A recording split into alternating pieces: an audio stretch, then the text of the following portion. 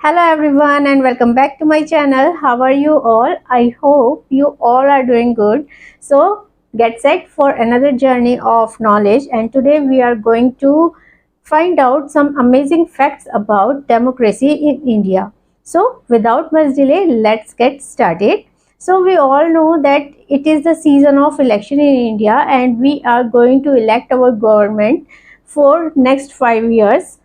So this is very crucial time and we should all know all the facts about our democracy, a government of the people, by the people and for the people, यानी कि एक ऐसी government जिसको कि public में से ही लिया जाता है, पब्लिक ही उसको बनाती है और पब्लिक के लिए ही वो काम करती है।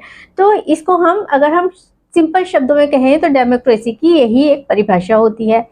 तो इंडिया में जो डेमोक्रेसी है वो ऐसा नहीं है कि वो अभी जो आधुनिक टाइम में हम देख रहे हैं वही है, बल्कि हमारे देश में जब राजाओं का राज्य था, यानी बहुत पुराने समय में भी डेमोक्रेसी हुआ करती थी। चोला डायनेस्टी जो थी उसमें भी डेमोक्रेसी हुआ करती थी, लेकिन वो हमारी डेमोक्रेसी से काफ़ी अलग हुआ करती थी, क्योंकि उस वक्त में जो पब्लिक होती थी वो डायरेक्ट जो थी डेमोक्रेसी में नहीं आती थी, शासन में उनको शामिल नहीं किया जाता था। लेकिन कुछ मामले ऐसे थे जिसमें कि उनको शामिल किया जाता था, जैसे इनको बोला जाता था ग्राम सभा या फिर लोकपाल के नाम से इसको जाना जाता था, और इसमें जनता के प्रतिनिधि हिस्सा लेते थे, जैसे कि हम ग्राम पंचायत वगैरह देखते हैं उस तरीके से।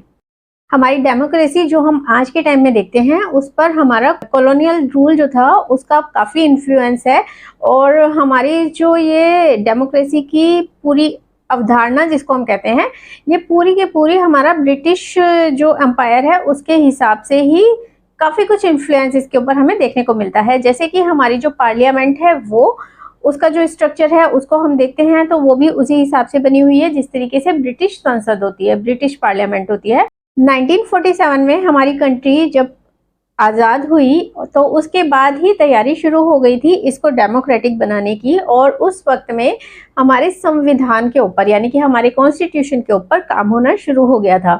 तो कॉन्स्टिट्यूशन कमेटी ने जब हमारा कॉन्स्टिट्यूशन तैयार किया गया था तो ये काफ़ी इसमें टाइम लगा था और लगभग 3 साल के करीब इसमें लग गए थे, और ये हमारा जो कॉन्स्टिट्यूशन था ये इफेक्ट में आया था 26 जनवरी 1950 को।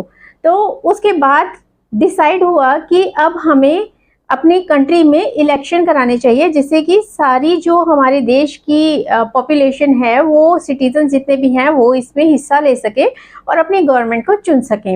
चुनावों के बारे में जब पूरी तरीके से डिसाइड हो गया, हमारा कॉन्स्टिट्यूशन अच्छी तरह से इफेक्ट में आ गया, तो उसके बाद इलेक्शंस की तैयारी करने के लिए लगभग 1 साल का समय लगा, क्योंकि इसके लिए अलग अलग लेवल पर चुनाव करवाने थे और उसका पूरा स्ट्रक्चर, उसकी संरचना को तैयार करने के लिए 1 साल का समय लग गया था। तो जब पहला इलेक्शन हमारे देश में हुआ था तो वो हुआ था दिसंबर 1951 में शुरू हुआ था, और इस इलेक्शन को पूरा होते हुए यानी पूरे देश में जो जितनी वोटिंग पड़नी थी उसको पूरा करने के लिए लगभग 4 महीने का समय लगा था, और ये खत्म हुआ था अप्रैल 1952 में। और ये हमारे देश को डेमोक्रेटिक बनाने के लिए बहुत ही प्रभावशाली कदम था। अच्छा, उस वक्त में जब सबसे पहली बार हमारे इलेक्शन हुए थे तो उस वक्त में किसी के पास भी वोटर आईडी कार्ड नहीं हुआ करता था, जो कि आजकल हमारे लिए बहुत ज़रूरी एक डॉक्यूमेंट है वोट डालने के लिए। तो वोटर आईडी कार्ड उस वक्त में हुआ ही नहीं करता था किसी के पास, क्योंकि पहली बार इलेक्शन हो रहे थे। तो उस वक्त में वोटर्स की पहचान करने के लिए अलग अलग जगह पर, मतलब हर क्षेत्र में घूम घूम कर वोटर्स के जितने भी लोग थे हमारे देश के, एक तो हमारे देश की एक खास बात ये थी कि काफ़ी सारी कंट्रीज ऐसी थी जहाँ पर फीमेल्स को वोट देने का अधिकार नहीं था, लेकिन हमारी कंट्री में इस बात का ध्यान रखा गया कि फीमेल्स जो होती हैं, महिलाएं जो हैं, उनको भी वोट देने का अधिकार होगा, और जितने भी लोग वयस्क की कैटेगरी में, एडल्ट्स की कैटेगरी में आते थे, उन सभी को वोट देने का अधिकार दिया गया था।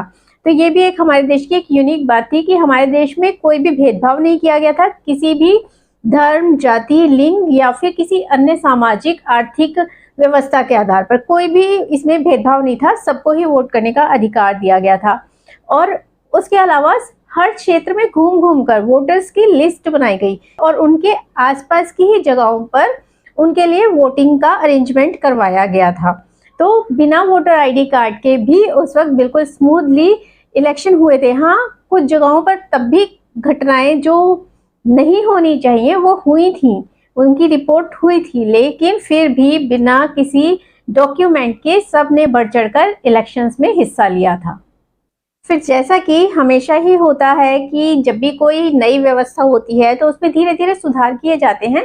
तो ये सुधार करने की प्रक्रिया भी शुरू हुई और 1993 में शुरू हुआ वोटर आईडी कार्ड बनाने के लिए एक स्ट्रक्चर बनाने का, मतलब एक पॉलिसी बनाने का सिस्टम शुरू हुआ। और फिर सभी के जितने भी लोग वोटिंग कर सकते थे उन सभी के लिए वोटर आईडी कार्ड बनाने की प्रक्रिया की शुरुआत हुई। और ईयर 2010 यानी कि 2010 में जितने भी लोग वोटिंग करने के लिए एलिजिबल थे उन सभी को वोटर आईडी कार्ड दिया गया, ताकि जब भी वो वोट करने के लिए जाएं तो वो अपना वोटर आईडी कार्ड अपने साथ लेकर जाएं। तो यहाँ से शुरुआत हुई थी एक नए सिस्टम की, नए डॉक्यूमेंट की, जो कि हमारे लिए एक बहुत ही इसेंशियल डॉक्यूमेंट आज की डेट में बन गया है। अगर हम भारत के नागरिक हैं, जब भी इलेक्शन का टाइम आता है तो एक चीज जो कि चर्चा में बहुत ज्यादा रहती है वो होती है ईवीएम। तो ईवीएम का मतलब होता है इलेक्ट्रॉनिक वोटिंग मशीन। इससे पहले जब वोटिंग की जाती थी तो बैलेट पेपर के ऊपर हुआ करती थी वो वोटिंग। उसमें क्या होता था कि एक पेपर होता था काफी बड़ा सा, और उसके अंदर हर पार्टी, जितनी भी पार्टी इलेक्शन में खड़ी हो रही होती हैं, उन सभी के नाम, सिंबल और जो उनका मेंबर खड़ा हुआ है जिस जगह से इलेक्शन लड़ने के लिए, उसका नाम, और एक स्पेस होता था जहां पर कि वोट करने वाले को मार्क लगाना होता था। तो उसमें क्या होता था कई बार कि जब उसको फोल्ड किया जाता था तो वो एक जगह से 2-3 जगह पर भी स्प्रेड हो जाती थी, फैल जाती थी। तो उसकी वजह से वोट्स जो थे बहुत ज्यादा खराब होते थे। तो और कई बार ऐसा होता था कि कई बार उनको जो बैलेट बॉक्स होते थे जिनके अंदर उस बैलेट पेपर को डाला जाता था, तो उसको काउंटिंग से पहले ही कैप्चर कर लिया जाता था और वो चोरी हो जाते थे। तो इस सिस्टम को सुधारने के लिए ईवीएम जो था उसको लाने का फैसला किया गया और इलेक्शन कमीशन ने ईवीएम को लॉन्च किया था। तो सबसे पहली बार जब ईवीएम, जिसको कि हम सोचते हैं कि वो अभी आई होगी, ऐसा नहीं है। सबसे पहली बार ईवीएम को यूज किया गया था 1982 में। 1982 में ईवीएम को डिजाइन किया गया और उसको कोशिश किया गया, कुछ जगहों पर उसको टेस्ट किया गया कि क्या इससे हम वोट ले सकते हैं, एक सेफ तरीके से अपनी गवर्नमेंट को चुन सकते हैं। तो उस वक्त में ईवीएम के अंदर कुछ खामियां नजर आई थी, जिसकी वजह से उसको उस वक्त के लिए रोक दिया गया था और ईवीएम का इस्तेमाल उस वक्त बंद कर दिया गया था।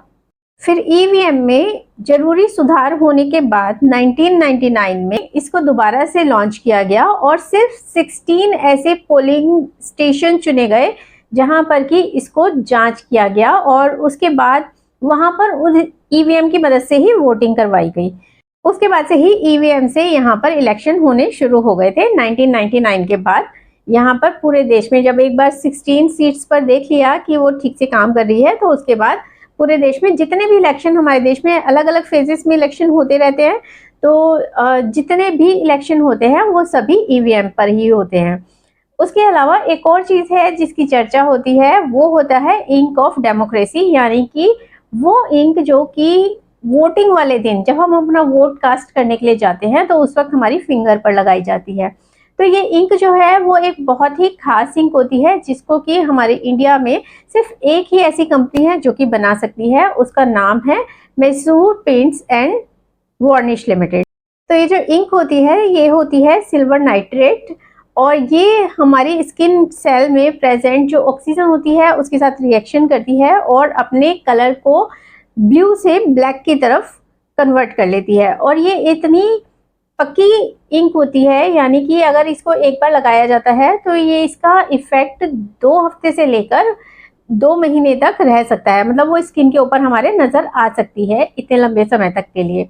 इसीलिए इलेक्शन में कुछ भी गड़बड़ को रोकने के लिए और वोटर्स को सिर्फ एक ही बार वो अपना वोट कास्ट करें, इस पहचान के लिए उनकी फिंगर्स पर, इंडेक्स फिंगर पर हमेशा इस इंक को लगा दिया जाता है। तो ये थे कुछ फैक्ट्स जो हमारी डेमोक्रेसी से रिलेटेड हैं। उम्मीद है कि आपको ये फैक्ट्स पसंद आए होंगे। और अगर आपको ये फैक्ट्स पसंद आए हो, ये वीडियो पसंद आया हो, तो इसको लाइक कर दीजिएगा, चैनल को सब्सक्राइब कर लीजिए, बेल आइकन भी प्रेस कर दीजिएगा ताकि मेरे आने वाले वीडियोस के नोटिफिकेशन आपको मिलते रहें। उसके अलावा अगली किसी वीडियो में किसी और टॉपिक के बारे में बात करेंगे और अपनी नॉलेज बढ़ाएंगे। तब तक के लिए bye bye and thank you so much for watching.